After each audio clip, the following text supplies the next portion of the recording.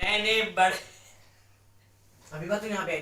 دھرم گروؤں سے پوچھا کہ جب کوئی نہیں تھا، نہ شری رام تھے، نہ برانا تھے، نہ شیو تھے، جب کوئی نہیں تھا تو سوال یہ پیدا ہوتا ہے منو پوچھتے کس کو تھے؟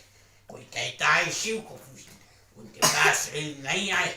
بہت کم لوگ یہ بتاتے ہیں منو اس دنیا میں کچھ نہیں تھا، وہ اوم کو پوچھتے تھے۔ میں نے کہا یہ اوم کون ہے؟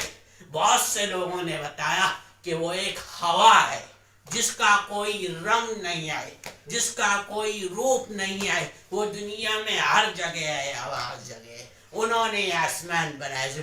میں نے کہا بابا انہی کو تو ہم اللہ کہتے ہیں، انہی کو تو تم ایشور کہتے ہو، انہی کو تو ہم اللہ کہتے ہیں۔ فارسی اور عربی بولنے والے خدا کہتے ہیں، انگریزی بولنے والے گاڈ کہتے ہیں، جس کا مطلب یہ ہے کہ نبی اول الزمان آدم علیہ السلام کو اللہ نے یعنی اوم نے اس بھارت کی سرزمین میں اتار کر اس دین کا آغاز فرمایا۔ پھر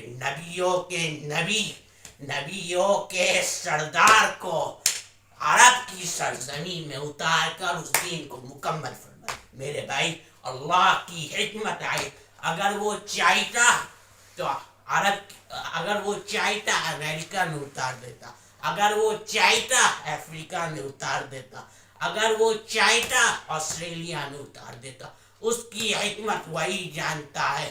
اس نے نبی اول الزمان کو بھارت کی سرزمین میں اتار کر اور نبی آخر الزمان کو عرب کی سرزمین میں اتار کر اس دین کو مکمل فرما دیا۔